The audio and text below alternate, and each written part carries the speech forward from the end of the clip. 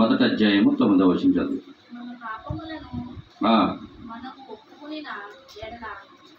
మన పాపములను మనం ఒప్పుకుని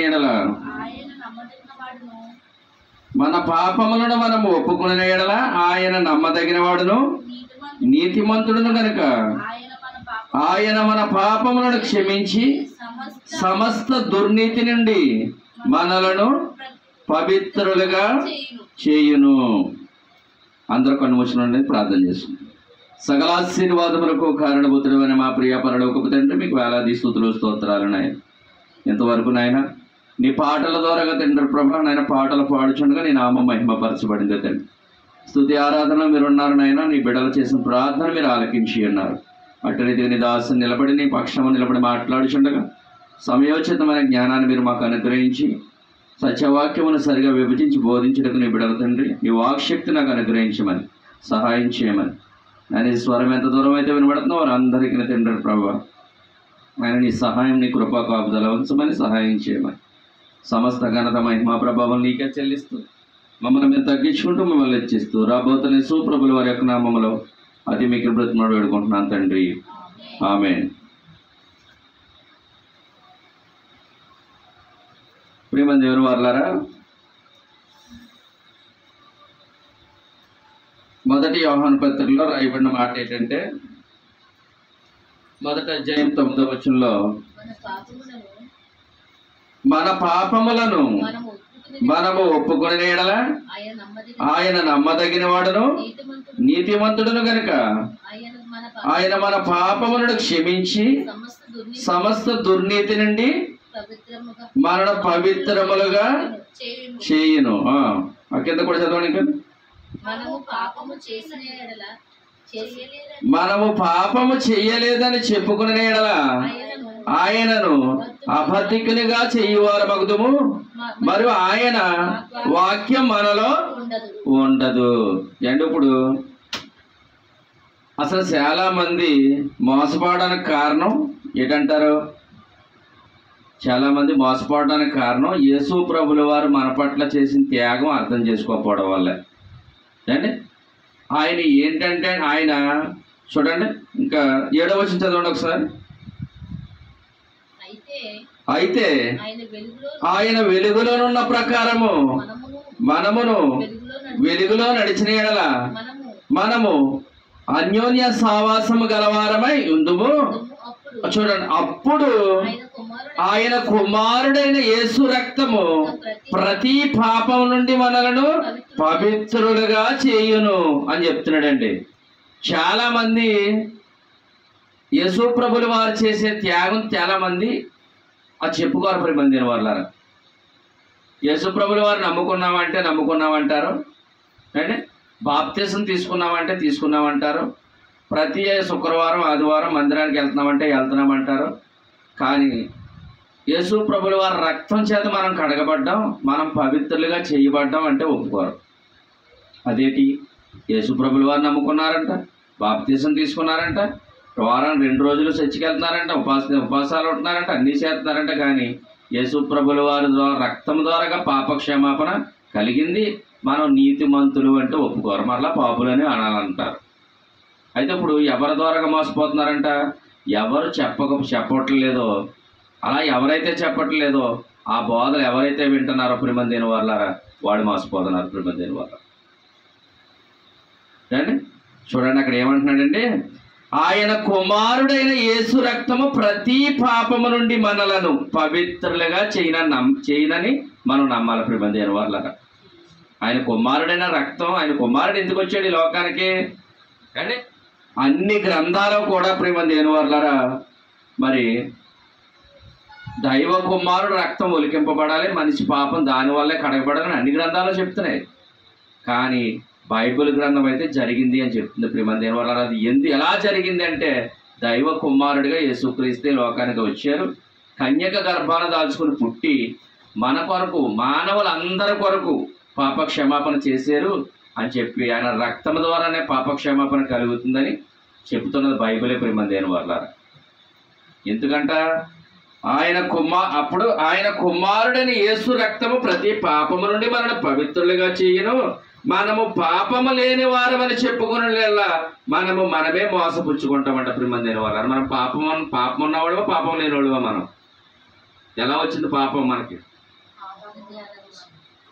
ఇప్పుడు ఆదాము ద్వారాగా వచ్చిందంటే ఈ భూమి మీద పుట్టిన వారందరికీ వచ్చింది కదా పాపం.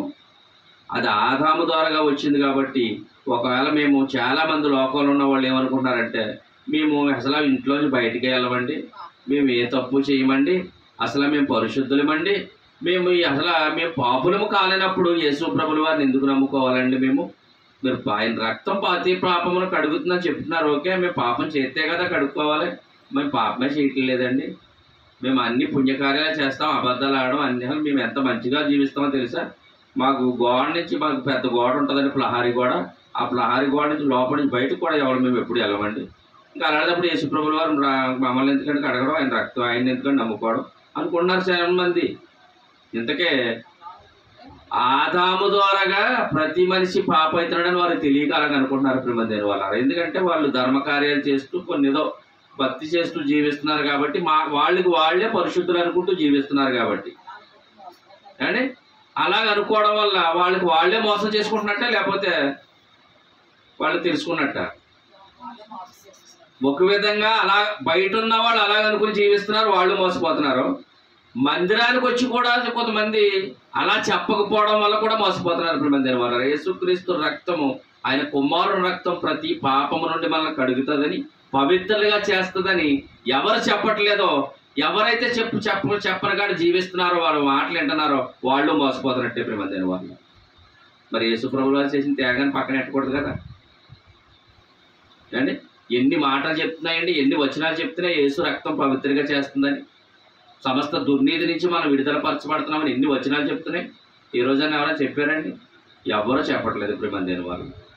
నాకైతే 15-20 సంవత్సరాల నుంచి నేను చర్చికి వెళ్తున్నాను. యేసు రక్తం ప్రతి మనిషిని పాపం నుంచి విడుదల పరిచింది. ఆయన రక్తం మీద విశ్వాసం ఉంచడం ద్వారా నీతిమంతులుగా తీర్చబడుతున్నారు. మనం నీతిమంతులు, ఆ నీతి మంద కాదు ఆయనది. మనం పరిశుద్ధులు, ఆ పరిశుద్ధత మంద కాదు ఆయనది. మనం ఇక మీద పరిశుద్ధులుగా జీవించాలి, ఇక మీద నీతిమంతులుగా జీవించాలని ఎంతమందిలో చాలా మంది వచ్చారు, బోధనలు చెప్పారు, కానీ ఏ ఒక్కరు కూడా అలా చెప్పలేదు. కానీ దేవుని నన్ను విడిచిపెట్టలేదు, దేవుడు మమ్మల్ని విడిచిపెట్టలేదు. మనం చేయవలసిన భక్తి చేస్తే దేవుడు మనల్ని ఎప్పుడూ విడిచిపెట్టడు. ఏ సమయంలో ఏ మాటలు అవసరమో దేవుడే మనకు పలికిస్తాడు ప్రిమందైన వాళ్ళ. అంటే చూడండి, ఇప్పుడు అంటున్నాడు మనము పాపము లేని వారు మనం చెప్పుకునే మనమే మోసపుచ్చుకుందాము, మరియు మనలో సత్యం ఉండదు. సత్యం ఉండదంటే ఆయనే సత్యము, ఆయనే జీవము, ఆయనే మార్గము. సత్యవంతుడు ఆయనే అంటే ఆయనే వెలుగై ఉన్నాడు, ఆయనే వెలుగై ఉన్నాడు ప్రిమందైన వాళ్ళ. ఇప్పుడు అంటున్నాడు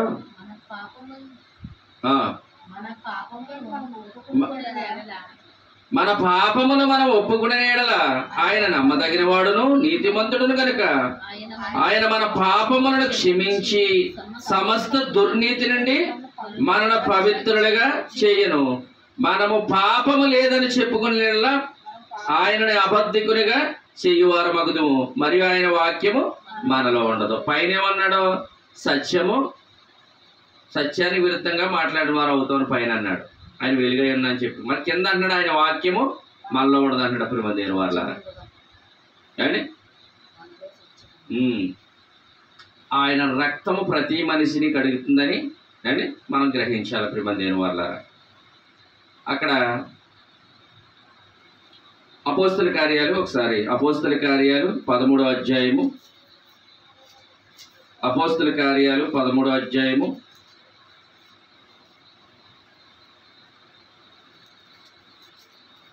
38వ వచనం 39వ వచనం చదువుతాం. 13, 38, 39 వచనాలు.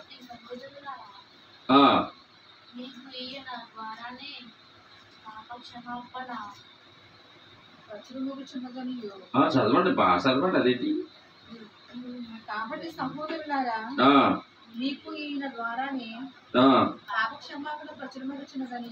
కాబట్టి సహోదరులారా మీకు ఈయన ద్వారానే ఎవరు అంటే కూడా కాబట్టి సహోదరులారా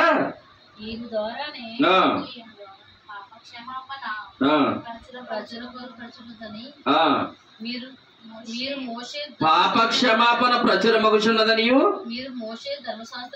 మీరు మోషే ధర్మశాస్త్రం వలన ఏ విషయములోనూ నీతిమంతులుగా తీర్చబడలేకపోతురో ఆ విషయములన్నిటిలో విశ్వసించు ప్రతివాడును ఈయన వలననే నీతిమంతుడిగా తీర్చబడిననియు మీకు తెలియనుగాక. చూడండి ఏండి ఏమంటాడంటే, కాబట్టి సహోదరులారా మీకు ఈయన ద్వారానే, ఎవరు ఈయన? యేసు ప్రభుల వారి ద్వారాగానే. అంటే ఎన్ని వచనాలు, చాలా వచనాలు చెప్పబడతాయి ప్రియమైన దేవుని వాళ్ళ నూతన నిబంధనలో. మరి ఎంతకాలం ఎందుకు చెప్పలేదు అంటే మరి నాకు తెలియదు. అంటే ఈయన ద్వారానే పాప క్షమాపణ ప్రచురమగుచున్నదని మీరు మోషే ధర్మశాస్త్రం వలన ఏ విషయములోనూ నీతిమంతులుగా తీర్చబడలేకపోతున్నారు. ఏ విషయంలో? మోషే ధర్మశాస్త్రం ద్వారాగా ఏ విషయంలో నీతిమంతులుగా తీర్చబడలేకపోయారు అని? ధర్మశాస్త్రం ద్వారాగానా?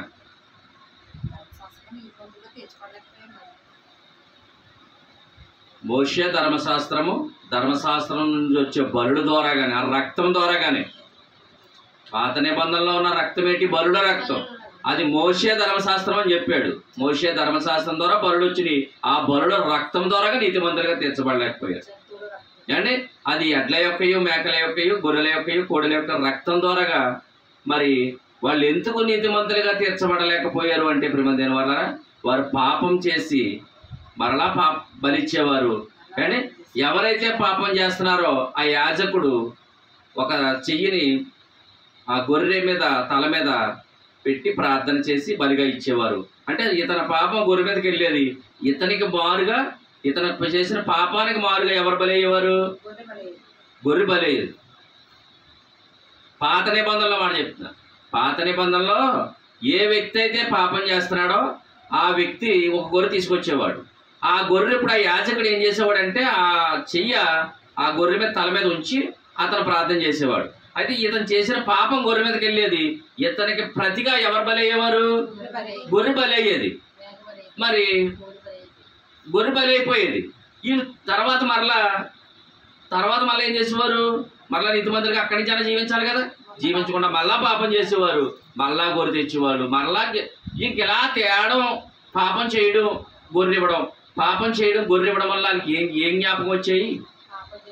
పాపాలే జ్ఞాపకం వచ్చేయాలి. పాపం చేయడం బలివ్వడం, పాపం చేయడం బలివ్వడం అన్నదే జ్ఞాపకం వచ్చింది. ఇంకా ఇంకెప్పటికీ నీతిమంతులుగా తీర్చబడలేకపోయారు. అయితే ఇప్పుడు సదాకాలానికి సరిపడగానే ఇప్పుడు మన అందరి పాపాలు ఎవరి మీద పడ్డాయి? ఇప్పుడు యేసు శిలువ మీద మోసుకుని వెళుతూ మనందరి పక్షాన ఒక గొర్రె బలి అయిపోయింది. ఏ గొర్రె? గొర్రె యేసు ప్రభు అనే గొర్రె బలి అయిపోయింది. ఇప్పుడు అంటే అదే అంటున్నాడు ఇక్కడ చూడండి. కాబట్టి సహోదరులారా మీరు ఈయన ద్వారానే పాప క్షమాపణ ప్రచురమగుచున్నదని. మళ్ళా అంటున్నాడు, మళ్ళా పైనేమో పాప క్షమాపణ జరిగిందని చెప్పి మీరు మోషే ధర్మశాస్త్రం వల్ల ఏ విషయంలో నీతిమంతులుగా తీర్చబడలేకపోతురో ఆ విషయములన్నిటిలో విశ్వసించు ప్రతి వాడును ఈయన వలననే నీతిమంతుడిగా తీర్చబడినని మీకు తెలియనుగాక. చూడండి అండి, ఏ విషయంలో నీతిమంతులుగా తీర్చలేకపోయిందో ధర్మశాస్త్రం, ఆ విషయాలన్నిటిలో కూడా యేసు రక్తం పవిత్రులుగా చేస్తున్నట్టు ప్రియమైన దేవుని వల్ల ఎవరిని క్షమించాడో వాడు నీతిమంతుడిగా, దేవుని రక్తం ఎవరినైతే క్షమిస్తుందో వారందరూ కూడా దేవుని రక్తం ద్వారా అయినది విశ్వాసం ఉంచడం ద్వారా నీతిమంతులుగా తీర్చబడతారంట ప్రియమైన దేవుని వల్ల. క్షమించబడిన వాడు ఏమవుతాడండి? నీతిమంతుడిగా పాప క్షమాపణ పొందుతున్నాడు ప్రియమైన దేవుని వల్ల. అవును. రోమిల్ రాసిన పత్రిక 3వ అధ్యాయం 26వ వచనం చదవండి. రోమిల్ రాసిన పత్రిక 3వ అధ్యాయము 26వ వచనం. క్రీస్తు యేసు రక్తమందలి విశ్వాసము ద్వారా ఆయనను కరుణాధారముగా, అంటే మన మీద ఎంత మన కరుణ చూపించింది, కరుణ ఎలా ఉందంటే కరుణాధారముగా. చూడండి, క్రీస్తు యేసు రక్తమునందలి విశ్వాసం ద్వారా ఆయనను కరుణాధారముగా బయలుపరచును. దేవుడు ఇప్పటి కాలమునందు తన నీతిని కనుపరచు నిమిత్తం. ఎవరి నీతి అది? మనం నీతిమంతులు అనుకున్నాం కదా. మన నీత ఆయన నీత? తన నీతిని కనుపరచు నిమిత్తము. ఎందుకు కనుపరిచాడు? మనకి కరుణాధారముగా, మనకి నీతిని ఇవ్వడానికి, బయలుపరచడానికి. అండి చూడండి, తన నీతిని కనుపరచు నిమిత్తము తాను నీతిమంతుడును యేసునందు విశ్వాసము గలవారిని నీతిమంతుడిగా తీర్చువాడునై ఉండుటకు ఆయన అలాగు చేసెను. ఇప్పుడు ఇస్తున్నాడా లేదా నీతి? మన నీతి, మనం నీతిమంతులే కాదా? ఆయన చూపించిన కరుణాధారం వలనే మనల్ని నీతిమంతులుగా చేస్తున్నాడు. అది మన నీతి కాదు, ఆయన నీతి ఇస్తున్నాడు ప్రేమ దేని వల్ల అండి.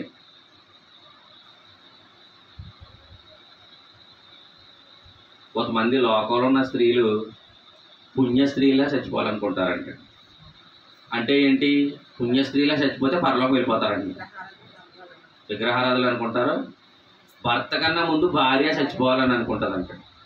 ఎందుకు? ఆ పరలోకం వెళ్ళిపోతుంది. పుణ్యస్త్రీగా చచ్చిపోతారంట అండి. ఆ స్వర్గం అంటే పరలోకం వెళ్ళిపోతుందా, వెళ్ళిపోదాం అనుకుంటుందండి.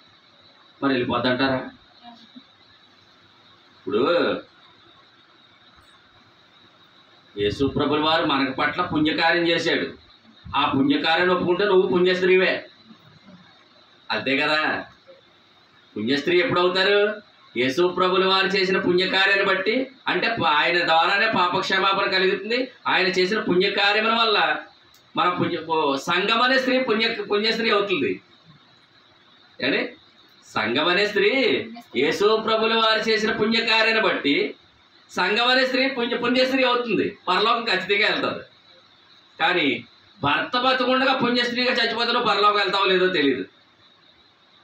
అలాగే చాలా మంది అనుకుంటున్నారు అలాగే వెళ్తారో వెళ్ళరో తెలియదు. మరి పాపం, మరి ప్రతి మనిషి పాపే ఉన్నదప్పుడు కానీ మరి ఆ పాపం కడగబడకుండా, క్రీస్తు యేసునందు విశ్వాసం ఉంచకుండా, నీతిమంతురాలుగా తీర్చబడకుండా, పరిశుద్ధులుగా జీవించకుండా పరలోకం పాపులకి అవకాశం ఉంటుందంటారా? అనీతిమంతులకి పరలోకం అవకాశం ఉంటుందంటారా? ఉండదు ప్రిబంధన వల్ల. ఈ లోకంలో నువ్వు పుణ్యస్త్రీలా మారాలంటే నువ్వు మారుతావు లేదు మాకైతే తెలియదు. కానీ యేసుక్రీస్తు రక్తము ఆయన చేసిన పుణ్యకార్యం వల్ల నిన్ను పుణ్యస్త్రీగా చేస్తుంది. సంఘం అనే స్త్రీ చేస్తుందా లేదా? ఖచ్చితంగా చేస్తుంది. అదే చెప్తుంది అక్కడ అండి 26లో అన్నాడు అండి, క్రీస్తు యేసు రక్తమందలి విశ్వాసం ద్వారా ఆయన కరుణాధారముగా బయలుపరిచెను. దేవుడు ఎప్పటి కాలమందు తన నీతిని కనుపరచు నిమిత్తము తాను నీతిమంతుడును యేసునందు విశ్వాసం ఉంచువాడు నీతిమంతుడిగా తీర్చువాడనే ఉండుటకు ఆయన అలాగు చేసెను. కాబట్టి ఆయన నీతి మనకి ఇవ్వడానికే మనకు అలాగు చేశాడంట ప్రేమ దేవుని వల్ల. 3:22 కూడా చదవండి. అది యేసుక్రీస్తునందు విశ్వాసం మూలమునదై నమ్ము వారికి అందరికీ కలుగు దేవుని నీతి ఉన్నది. డైరెక్ట్ గా చెప్పేశాడు ఈ మాట ఇంకా కదా. నమ్ము వారికి ఎవరైతే నమ్ముతున్నారో, యేసుక్రీస్తు రక్తమున ద్వారా విశ్వాసం ఉంచిన వారు ఎవరైతే విశ్వాసం ఉంచుతున్నారో, ఆయన మన కొరకు వచ్చాడని ఎవరైతే నమ్ముతున్నారో, ఆయన మన కొరకు చనిపోయాడని ఎవరైతే నమ్ముతున్నారో, ఆయన మన కొరకు పాతి పెట్టబడ్డాడని ఎవరైతే నమ్ముతున్నారో, ఆయన మన కొరకు తిరిగి లేచాడు అని ఎవరైతే నమ్ముతున్నారో, ఆ పరలోకమందు మన అందరి పక్షాన గొప్ప యాజకత్వం చేస్తున్నారని ఎవరైతే నమ్ముతున్నారో వారందరూ కూడా అండి అది యేసుక్రీస్తునందు విశ్వాసం మూలముగా నమ్ము వారికి అందరికీ కలుగు దేవుని నీతి ఉన్నది. అండి ఎన్ని వచనాలు ఉన్నాయండి? అసలు ఎన్ని వచనాలు ఉన్నాయి చెప్పండి. ఇప్పుడు వరకు చెప్పిన వచనాలు ఎన్ని వచనాలు చెప్పు. ఆయన రక్తం మన నీతిమంతులుగా చేస్తుంది. క్రీస్తు యేసునందు విమోచనం ద్వారా ఉచితంగా నీతిమంతులుగా చేస్తుంది. ఎన్ని వచనాలు చూపెడతామండి మీకు? మరి ఒక్కలానే చెప్తున్నారండి ఆ విషయాలు. మరి చెప్పట్లేదంటే వాళ్ళు మోసపోవడం కాదు, మనం మోసపోతున్నాం అని అర్థం. ఒప్పుకోవట్లేదు. క్రీస్తు యేసు ప్రభువులు వారు చేసిన త్యాగాన్ని వాళ్ళు ఒప్పుకోవట్లేదు. ఒప్పుకోకపోతే ఏం చేశారు వాళ్ళు? మనోనేత్రాలు ముయ్యబడుతున్నాయి ప్రిమదేని వల్ల. మనం చెప్పాను కదా విషయం ఎలా ముయ్యబడుతున్నాయో. లోకంలో ఉన్న వాళ్ళందరి గురించి చెప్పాను కదా, లోక సువార్త 4:17లో ఆ పరిస్థితిలో ఉండిపోతున్నారు ప్రిమదేని వాళ్ళు. 24వ వచనం కూడా చదవండి. ఆ వచనం కూడా చాలా బాగుంటుంది. మళ్ళా చూడండి, అది 22లో అది యేసుక్రీస్తునందరి విశ్వాసం మూలమే నమ్మువారికి అందరికి కలిగి దేవుని నీతి అన్నది అంటున్నాడా. ఇప్పుడు 24లో అంటున్నాడు, కాబట్టి నమ్మువారు ఆయన కృపచేతనే క్రీస్తు యేసునందరి విమోచనము ద్వారా ఉచితముగా నీతిమంతునిగా తీర్చబడుచున్నారు. పూర్వమందు చేయబడిన పాపములను దేవుడు తన ఓరిమి వలన ఉపేక్షించినందున ఆయన తన నీతిని కనుపరచవలెనని క్రీస్తు యేసు రక్తమునందలి విశ్వాసము ద్వారా ఆయన కరుణాధారములుగా బయలుపరచుటకు తన నీతిని మనకు అనుగ్రహించుటకు ఈ లోకానికి వచ్చాడట ప్రిమదేని వల్ల. ఎంత మంచి మాటలు ఉన్నాయండి అక్కడ. కొరింథీయులకు రాసిన 2వ పత్రిక, కొరింథీయులకు రాసిన 2వ పత్రిక 5వ అధ్యాయం 21వ వచనం చదువు. 5:21.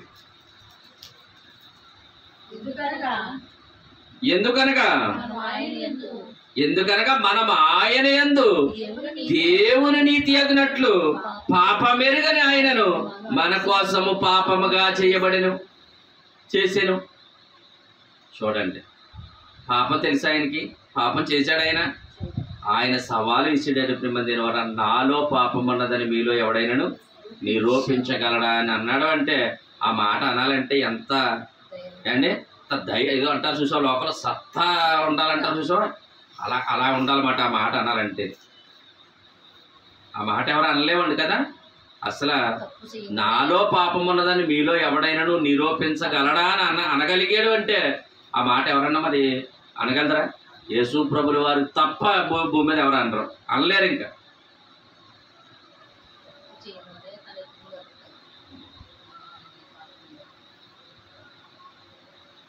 19 చదవండి. అది ఎంత పొందొచ్చు అన్నమాట. అది ఏమనగా దేవుడు వారి అపరాధమును వారి మీద మోపక క్రీస్తునందు లోకమును తనతో సమాధాన పరుచుకొనుచు ఆ సమాధాన వాక్యమును మాకు అప్పగించెను. కావున దేవుడు మా ద్వారా వేడుకొనున్నట్లు మేము క్రీస్తునకు రాయబారులమై దేవునితో సమాధాన పడుడని క్రీస్తు పక్షముగా మిమ్మల్ని బతిమాలు కొలిచి ఉన్నారు అంటూ, ఎందుకనగా మనమాయన యందు దేవుని నీతి అగునట్లు పాపమెరుగని ఆయనను మన కోసము పాపముగా చేసెను. పైనుంచి కూడా ఇంటికి చదువుకోండి, ఎంత మంచి మాటలు రాయబడ్డాయి అక్కడ. ప్రతి మాట కూడా ముత్యాల్లా కనబడుతున్నాయి ప్రిమదేని వల్ల. ఎంత మంచి మాటలు రాయబడ్డాయండి. పాపమెరుగని ఆయన మన కోసము పాపముగా చేయబడ్డాడు ప్రిమదేని వల్ల. యేసు ప్రభుల వారికి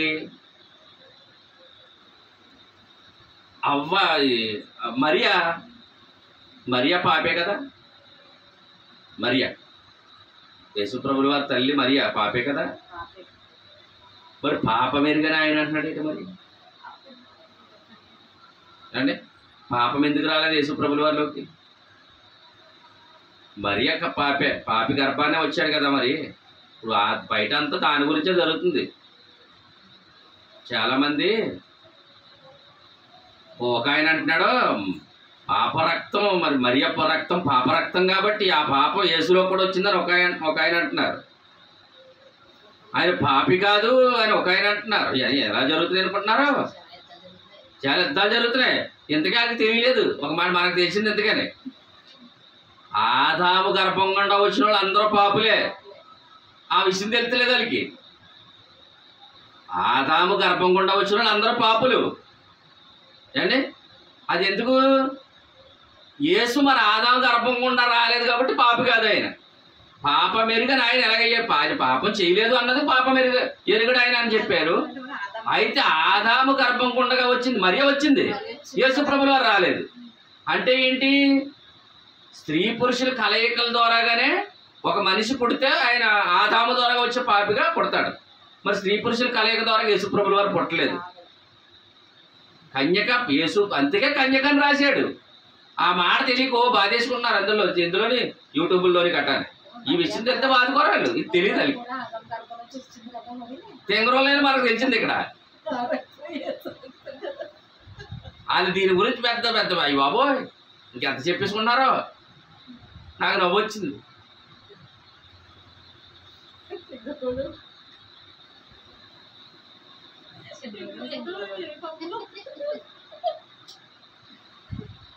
ఎందుకనగా మనం ఆయన యందు దేవుని నీతి అగినట్లు పాపమెరుగని ఆయనను మన కోసము పాపముగా చేసెను. మనము దేవుని నీతి అగడానికి, దేవుని నీతి అవడానికి మిమ్మల్ని నేను వాళ్ళారా. చాలామంది మనం నీతిమంతులను ఎందుకు ఒప్పుకోరంటే, పొద్దున్న లేచి మనం కంటి చూపు ద్వారాగానో పెదవుల ద్వారాగానో నాలుగు ద్వారా ఏదో తప్పు చేస్తాం కదా, వాటిని బట్టి మనం నీతిమంతులను ఎలాగనుకుంటాం అనుకోకూడదు అంట. అనుకోకుండా బతికితే నువ్వు సచ్చిదాకా అవ్వవు. ఇంకా అనుకుంటూ బ్రతికితే ఆయన నీతి మనకి ఇచ్చాడు, ఆ నీతిని కాపాడుకోవాలి. ఆయన పరిశుద్ధత మనకి ఇస్తున్నాడు, ఆ పరిశుద్ధతను కాపాడుకోవాలంటూ బ్రతికే వరకు భయం ఉంటుంది. అదే నువ్వు చేస్తున్నానో నేను బతకలేను, చేస్తున్నానో బతకలేను అంటే పాత నిబంధనలో బలిచ్చి పాపం చేసుకున్న వాళ్ళు ఎలా బతికారో ఆ ఇశ్రాయేలు మనం అలాగే బతుకుతాం. మనం ఒకవేళ పాపక్షమాపణ జరగలేదని మనం జరిగింది, మనం పరిశుద్ధులు కామం పాపులమే అని అనుకున్నాం అనుకో, ఇంక నువ్వు ఎప్పటికీ చచ్చే వరకు కూడా నువ్వు పాపివే, ఇంక నువ్వు జీవించలేవు. కానీ తన నీతి మనకి, ఆయన నీతి మనకి ఇవ్వబడింది, ఆయన పరిశుద్ధత మనకి ఇవ్వబడింది. ఆ పరిశుద్ధతను కాపాడుకోవాలి, ఆ నీతి కాపాడుకోవాలని ఎవరైతే మనం అలాగ అనుకుని జీవిస్తున్నారో ఖచ్చితంగా భయం కలుగుతుంది. పరిశుద్ధాత్మ నడిపింపు మనకి ఉంటుంది. ప్రేమ దేని వల్ల దేవుని శక్తి చేత మనం కాపాడబడతాం, దేవుని శక్తి చేత మనం నడిపింపబడతాం. సమస్త దుర్నీతి నుండి ఆయన యేసు రక్తం మనల్ని పవిత్రంగా చేసిన నమ్ముతాం, ఖచ్చితంగా జీవించగలుగుతాం, ఖచ్చితంగా జీవించగలుగుతాం, లోకాన్ని జయించగలుగుతాం. ఎవరికి వారు తెలిసిపోతుంది, ఖచ్చితంగా తెలిసిపోతుంది. ఈ బోధ విన్న వాళ్ళు ఎవరైనా సరే 1 సంవత్సరం వింటే వాళ్ళకి అర్థమైపోతుంది. వాళ్ళ మార్పులు వచ్చేస్తాయి, వాళ్ళ జీవితంలో మార్పు వచ్చేస్తుంది, శరీరం మార్పు వచ్చేస్తుంది. ఎందుకంటే ఆత్మ నడిపింపులోకి వస్తారు వాళ్ళు. ఆత్మ పైనుంచి శక్తి వచ్చే వరకు కూడా మీరు యెరూషలేమును విడిచిపెట్టి వెళ్ళొద్దు అన్నాడు. ఏడు శక్తి, పరిశుద్ధాత్మ శక్తి మన హృదయంలోకి వచ్చింది. దేవుడు కూడా ఒక శక్తే. దేవుడు కొంతమంది మగోడు అంటూ మగోడిని ఆరాధిస్తున్నారు. దేవుడు కొంతమంది ఆడవాళ్ళ దేవుడు ఆడదే కదా, సృష్టి లేదు, సృష్టి పుట్టకుండా సృష్టిలో బిడ్డలు పుట్టాలంటే ఆడదే కదా, ఆడదే స్త్రీ లేకుండా సృష్టి పుట్టలేదు అని చెప్పి కొంతమంది స్త్రీని ఆరాధిస్తున్నారు. మరి మరియమ్మ గారు లోకంలో విగ్రహారాధనలో కూడా స్త్రీయే కావాలి కదా అంటున్నారు. మరి అయితే పోనీ దేవుడు పుట్టాలంటే స్త్రీయే కావాలి కదా అని అంటున్నారు కదా. మరి అయితే దేవుడు స్త్రీయా పురుషుడా? పురుషుడా? మరి అప్పుడు స్త్రీ లేకుండా ఎలా పుట్టాడు చెప్పండి. ఇప్పుడు సృష్టిలో స్త్రీ లేకుండా సృష్టి లేదంటున్నాడు అండి. అలాగని చెప్పి కొంతమంది దేవుడిని పురుషుడిగా ఆరాధిస్తున్నారు చాలామంది, చాలామంది స్త్రీ అనుకు స్త్రీని ఆరాధిస్తున్నారు. మరి దేవుడు స్త్రీయా పురుషుడా?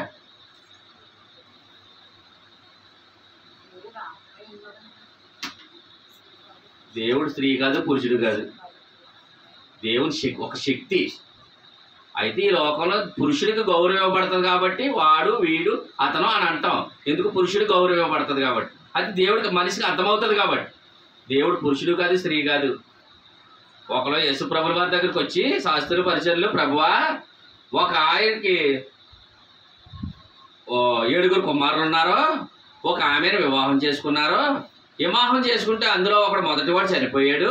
చనిపోతే ధర్మశాస్త్రం ప్రకారంగా ఆమెను 2వ వాడు చేసుకోవాలి. 2వ వాడు చేసుకుంటే మళ్ళా మొదటివాడు చనిపోయాడు, 2వ వాడు కూడా చేసుకున్నాడు. ఆ 2వ వాడు కూడా చనిపోయాడు. మరి అతను చనిపోయిన తర్వాత అసలు మరి బిడ్డలు పుట్టకపోతే మళ్ళీ 3వ వాడు చేసుకోవాలి. 3వ వాడు చేసుకున్నాడు, చనిపోయాడు. అలా 4వ వాడు, 5వ వారు, 6వ వారు, 7వ వారు కూడా చేసుకున్నాడు. ఆమెతోనే 7 చనిపోయారు. ఇప్పుడు మరి పరలోకం వెళ్ళిపోయిన తర్వాత ఆమెకు భర్త ఎవరవుతారు అని యేసుప్రభుల వారిని అడిగారు. అంటే ఏంటి? వాళ్ళ ఉద్దేశం ఏంటంటే, ఇక్కడ మరి భార్యగా ఉంది కదా, రేపు పొద్దున పరలోకంలో కూడా ఆమె వాళ్ళకి భర్తగా, ఈమెకే వాళ్ళు భర్త భార్యగా అక్కడ ఉంటారు. ఒక ఇల్లు ఇస్తాడు దేవుడు, అక్కడ కూడా ఇక్కడలాగా అక్కడ కాపురం పెట్టేద్దాం అనుకుంటున్నారు చాలా మంది. వెళ్ళి అప్పుడు అన్నాడు, అక్కడ స్త్రీ లింగభేదం అక్కడ ఉండదమ్మా, ఇక్కడే అని బోధకుడా అతని సహోదరుడు అతని భార్యను పెళ్లి చేసుకుని సహోదరునికి సంతానం కలుగజేయవలెనని మోషే చెప్పెను. మాలో 7 సహోదరులుండిరి. మొదటివాడు పెళ్లి చేసుకుని చనిపోయాను. అతని సంతానం లేనందున అతని భార్యను తీసుకొనేను. రెండో వాడును మూడో వాడును 7వ వాని వరకును అందరూ అలాగే చనిపోయాను. అందరి వెనుక ఆ స్త్రీ కూడా చనిపోయాను. పునరుద్ధానమునందు చూడండి. ఇప్పుడు అంటే మరలా నువ్వు మళ్ళా వస్తావు కదా, పునరుద్ధానం జరుగుతుంది కదా, అప్పుడు గురించి అడుగుతున్నారు వాళ్ళు. 7గురిలో ఎవనికి భార్యగా ఉండును? భార్యగా ఉంటదా ఆయన అడుగగా, అందుకు యేసు లేఖనములు. ఇప్పుడు అలాగ అడగడం వల్ల వాళ్ళు అడుగుతుండే అంటే ఈ లోకంలో ఎలా ఉంటుందో పరలోకం కూడా అలా ఉంటుంది అనుకున్నారు వాళ్ళు. వాళ్ళు ఏం తెలియట్లేదు అంటారు. అందుకు వారు యేసు లేఖనములను గాని దేవుని శక్తిని గాని ఎరుగక వారు పొరబడుచున్నారు. పునరుద్ధానమునందు ఎవరును పెళ్లి చేసుకున్నారో పెళ్లికి ఇయ్యబడరో దూత వలె ఉంటారు. దేవుడు అంటే ఒక శక్తి అండి. దేవుడు ఒక శక్తి, అంతేగాని మగోడని కాదు, ఆడదని కాదు. అలాగని అనుకున్నారు ఇంకా ఆడదలేందో సృష్టి లేదు, మగోళ్ళు లేదో అది లేదు అలాగ అనకండి. దేవుడి దగ్గర అలాంటిది ఏమీ లేదు. పరలోకంలో ఇక్కడలాగే శమన గారు చెయ్యని పార్వతి గారు ఒక్కొక్కరు చెయ్యట్టుకుని అక్కడ కూడా వెళ్ళిపోదామని అనుకుంటున్నారేమో. అలాగనుకోకండి. చెయ్యట్టుకుని ఇక్కడ ఎలా వెళ్ళిపోతున్నారు అలాగే వెళ్ళిపోతారు అనుకుంటున్నారా? సీతానగరం వెళ్ళిపోదాం అనుకుంటారు. అక్కడ కూడా పరలోకంలో కూడా సీతానగరం ఉంటుంది. అలాగే అనుకోకండి అండి. పరలోకంలో ఇక్కడే లింగభేదం, పరలోకంలో లేదు. ఇక్కడైనా ఎందుకు లింగభేదం అంటే దేవుడు ఒక కుటుంబాన్ని ఇచ్చి ఆ కుటుంబంలో తల్లి తండ్రి పెట్టి పిల్లలు పెట్టి వాళ్ళు ప్రేమించుకుంటున్నప్పుడు వీళ్ళ ప్రేమ కంటే దేవుని ప్రేమ ఎంత గొప్పదో చూపించడానికి ఇక్కడ కుటుంబాన్ని ఎట్టాడు దేవుడు. అందులోనే అండి తల్లి బిడ్డ పట్ల ప్రేమ చూపెడుతుంది. ఆ బిడ్డ పట్ల తండ్రి ఏ ప్రేమ చూపెడతాడో, తల్లి ఏ ప్రేమ చూపెడతాడో, బిడ్డల పట్ల తల్లిదండ్రులు ఏ ప్రేమ చూపెడతారో ఆ ప్రేమ చూస్తున్నప్పుడు మరి అంతకంటే గొప్ప ప్రేమ దేవుని ప్రేమ అందులో తెలియడానికి ప్రేమ దేని వాళ్ళారా.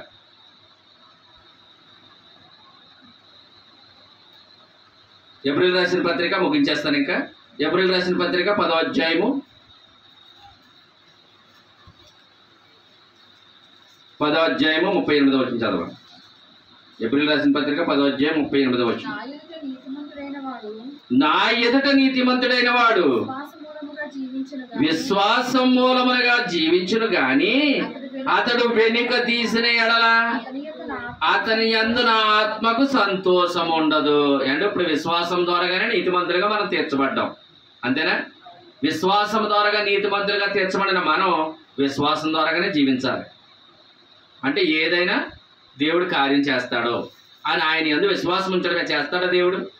చేయగల దేవుడేనా అండి? వినగల దేవుడేనైనా, చూడగల దేవుడేనైనా, నడవగల దేవుడేనైనా అండి. కన్నులుడు చూస్తాడు కదా, నోరుడు మాట్లాడతాడు కదా, మరి చేస్తాడన్న విశ్వాసం మీకు ఉందంటారా? ఉంటే మాత్రమే ఆయన ఆత్మ మీలో పనిచేస్తాడు. మన ఇష్టం వచ్చినట్టుగా జీవిస్తే ఆత్మ ఎలా పనిచేస్తుంది అంటున్నాడు అక్కడ ఆ మాటలో. అంతే కదండి. చూడండి 38 అలా చదండి. నా ఎదుట నీతిమంతుడైన వాడు అండి విశ్వాసం మూలముగా జీవించును గాని అతను వెనుక తీయడం అంటే అవిశ్వాసిగా జీవిస్తేని. వెనుక తీయడం అంటే వేరే ఏం కాదు, అవిశ్వాసిగా దేవుడు చేసింది దేవుడు చేస్తాడు, మనం చేసింది మనం చేసుకోవాలని జీవిస్తేని. అప్పుడు ఏమవుద్ది? అవిశ్వాసం అవుద్ది. అప్పుడు ఏమవుద్ది? ఆత్మ నడిపింపు ఉండదు. ప్రిమ నా ఎదుట నీతిమంతుడైన వాడు విశ్వాసం మూలముగా జీవించను గాని అతడు వెనుక తీసిన ఎడల అతని యందు నా ఆత్మకు సంతోషం ఉండదు. అయితే మనము నశించుటకు వెనుదీ వారము కాము గాని ఆత్మను రక్షించుకున్నట్టుకు విశ్వాసము కలిగిన వారమై ఉన్నాము. విశ్వాసం ఎందుకంట? ఆత్మను రక్షించుకోవడానికి అండి.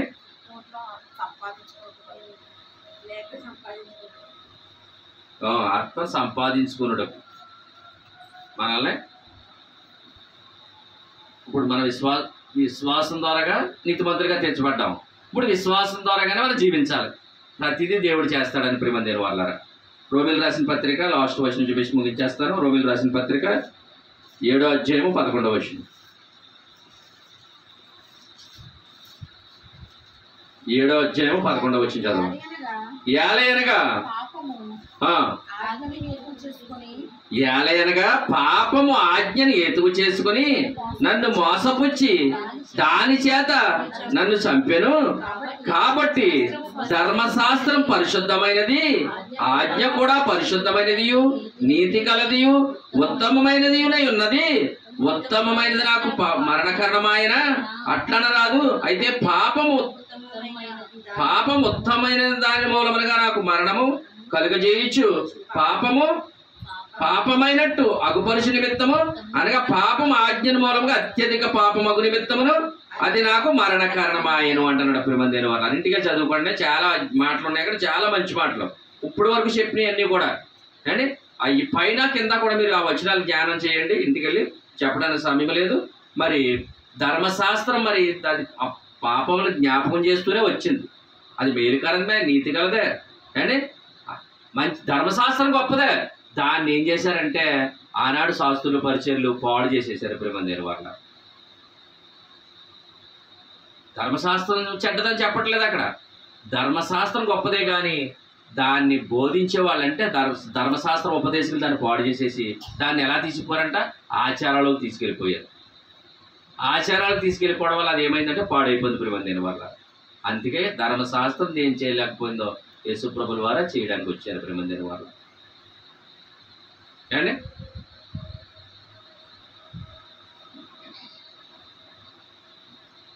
ఆయన రక్తం ఏం చేసింది? ఇప్పుడు మనం పవిత్రులుగా చేసింది, మన నీతిమంతులుగా చేసింది. విశ్వాసం ద్వారా మనం నీతిమంతులుగా చేసింది. ఆ రక్తం ద్వారా నీతిమంతులు మనం ప్రతిరోజు జ్ఞాపకం చేసుకున్నప్పుడు ఆయన నీతి మనకి ఇచ్చారు, ఆయన పరిశుద్ధత మనకి ఇచ్చారని జీవించండి. ఖచ్చితంగా మీలో కార్యం జరుగుతుంది. అండ్ కొద్ది మాట దేవుడు ఆశీర్వదించునుగా. ప్రార్థన. సకలాశీర్వాదములకు కారణభూతుడమైన మా ప్రియ పరలోకపు తండ్రి, మీకు వేలాది స్తుతులు స్తోత్రాలు నాయన. ఇంతవరకు అమూల్యమైన మాటల చేత మీరు మమ్మల్ని దర్శించినందుకే మీకు స్తోత్రాలు తండ్రి. కానీ ఇంకొన్న తండ్రి ప్రభా, నీ అందు విశ్వాసం ఉంచడం ద్వారా నీతిమంతులుగా తీర్చబడిన మేము తండ్రి, తన నీతిని తండ్రి ఆయన నీతిని కనుపరిచిన నిమిత్తమే తండ్రి ప్రభా మామల తండ్రి పాప క్షమాపణ చేసిన మా గొప్ప దేవుడా మీకే స్తోత్రాలు చెల్లిస్తూ తండ్రి.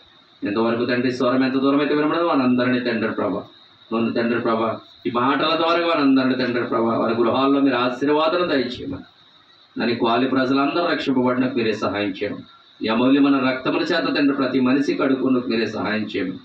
జరనైనా తండ్రి ప్రభా ఈ దినపు ఆరాధనలో తండ్రి ఉదయకాల సమయంలో నామానిపాని గ్రామంలోను నేను ఈ రాత్రికాల సమయంలో తండ్రి ప్రభా జ్ఞానం గ్రామంలో మీరు నడిపించిన విధానాన్ని బట్టి మీకు స్తోత్రాలు చెల్లిస్తూ రాబోతున్న సూప్రభుల వారి యొక్క నామంలో అతి మీకు బతిమారు వేడుకుంటున్నాను తండ్రి. తండ్రి అయిన ప్రేమ నుండి యేసుక్రీస్తు కృప నుండి పరిశుద్ధాత్మ అన్యోన్య సహవాసం కూడి వచ్చిన బిడ్డలపైన ఈ స్వరం ఎంత దూరం అయితే వినబడిన వారందరిపైన మా పైన సదాకాలం తోడేయండి నడిపించునుగాక. ఆమేన్. ఆమేన్. అందరికీ వందనాలు.